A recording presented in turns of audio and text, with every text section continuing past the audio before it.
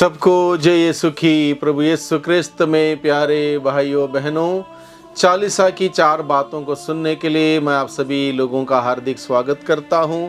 आज मार्च महीने की पहली तारीख है, शुक्रवार का दिन है और आज के दिन में बहुत ही गंभीर विषय आज के पहले पार्ट में और सुसमाचार के द्वारा हमारे सम्मुख रखा गया है।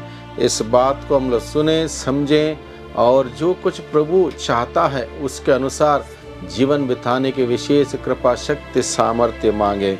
आज के पहले पाठ में हम देखते हैं यूसुफ नामक व्यक्ति के साथ उनके भाइयों ने क्या क्या व्यवहार किया, कैसे उसको सताया, परेशान किया, पीड़ित किया, लेकिन ईश्वर ने अपनी योजना के तहत यूसुफ को कैसे बचाया, इस बात को हम लोग सुनते हैं।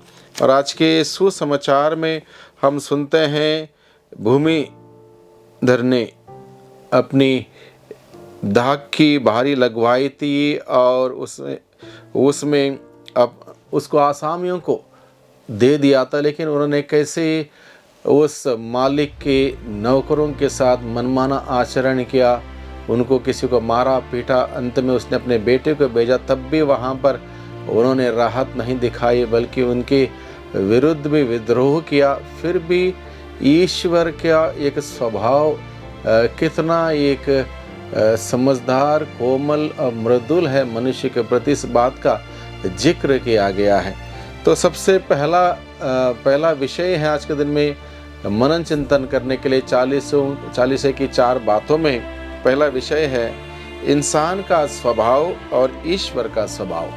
इंसान का स्वभाव और ईश्वर का स्वभाव, इसमें हम देखते हैं पहले पार्ट में जो इंसान का स्वभाव यानी कि यूसुफ के भाई लोग कैसे अपने भाई के साथ कठोरता से व्यवहार करते हैं। उसको पहले मारने का षड्यंत्र रचते हैं, फिर उसको बेचने का षड्यंत्र रचते हैं, फिर उसको बिना पानी के उस कुएं में डाल देते हैं, फिर वहाँ से बाहर लाते हैं, उनको 20 सिक्कों में बेच देते हैं। और इस प्रकार से इंसान कितना स्वार्थी हो सकता है, इस बात को आज के पहले पार्ट में हम सबों के सम्मुख के बात रखी गई है।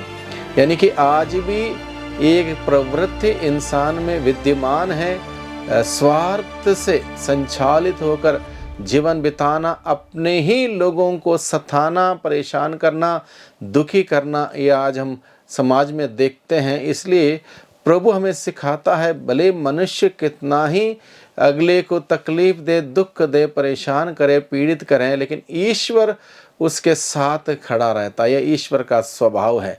ईश्वर मनुष्य का साथ देता है, साथ खड़ा रहता है, उसको बचाने के लिए, उसके लिए सुख सुविधा प्रदान करने के लिए, जीवन देने के लिए, तंदुरुस्ती देने के लिए ईश्वर हमेशा तत्पर है।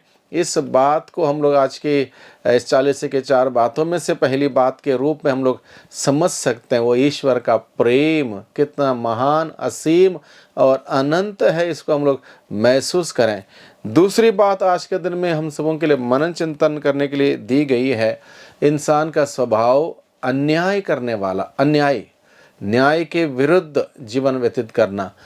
यूसुफ के भाइयों ने अपने छोटे भाई के प्रति अन्याय किया, उससे प्यार करते हुए उसको संभालने के बजाय उसी का नुकसान करना, उसी को अलग अलग प्रकार से पीड़ित करना, ये उचित समझा यूसुफ के भाइयों ने, यानी कि उसके साथ अन्याय किया।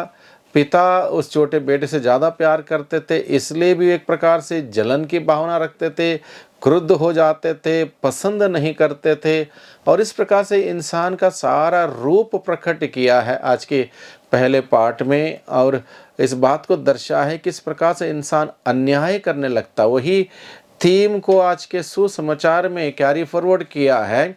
वहाँ पर भी राजा ने जब भूमिधर ने जब अपने अलग अलग नौकरों को भेजा हिसाब किताब लेने के लिए, लोगों ने उनको मारा पीटा, सताया, परेशान किया और उनके साथ अन्याय किया अलग अलग प्रकार से।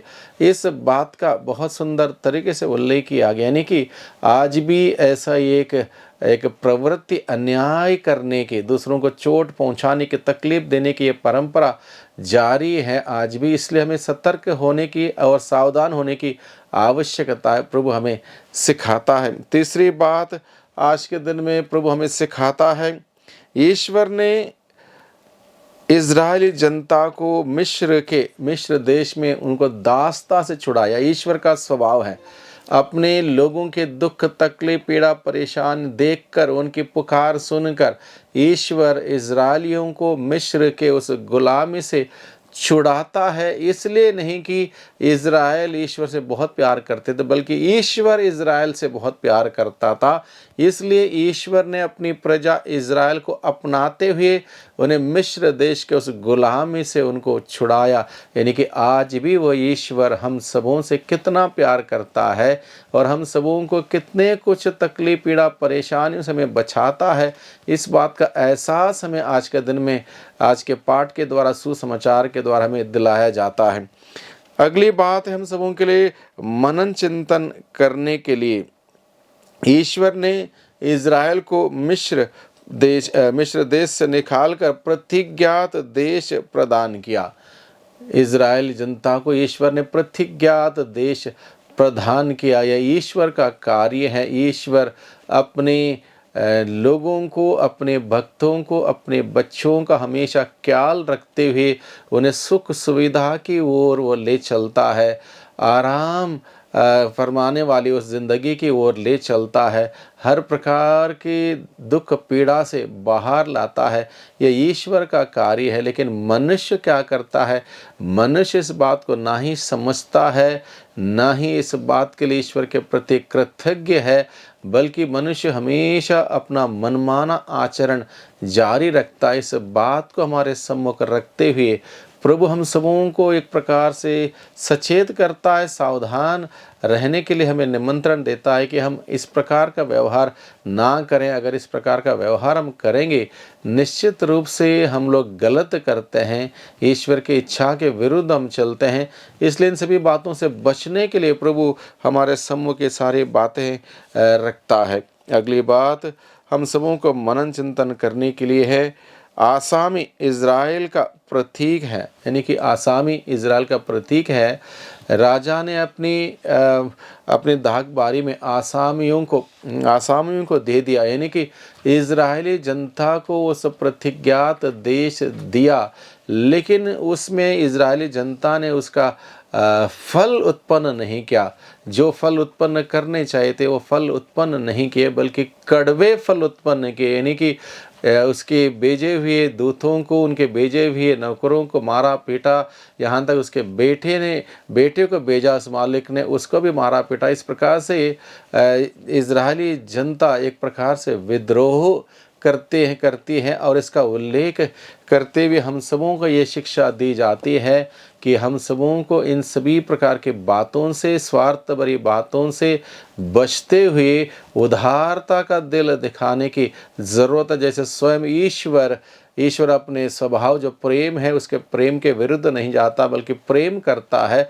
उस प्रेममय जीवन को जीने के लिए प्रभु का वचन आज के दिन में हम सबों को बुलाता है। आइए 40 की 4 बातों को हम लोगों ने सुना आज के दिन में, इस पर मनन चिंतन करें और प्रभु से प्रार्थना करें कि हम सभी जो प्रभु चाहते हैं, प्रभु की दृष्टि में जो अच्छा है, नेक है, बेहतरीन है, उस बात को अपनाएं, उस जीवन को अपनाएं, उस जीवन को जिएं और अपने लिए, दूसरों के लिए वो सब खुशहाली माहौल में बनाए रखते हुए प्रभु के साक्षी बने, गवाही बने और प्रभु की हम तारीफ करते रहें। वही प्रभु हम सबों की मदद करें, हमारी सहायता करें। आमीन।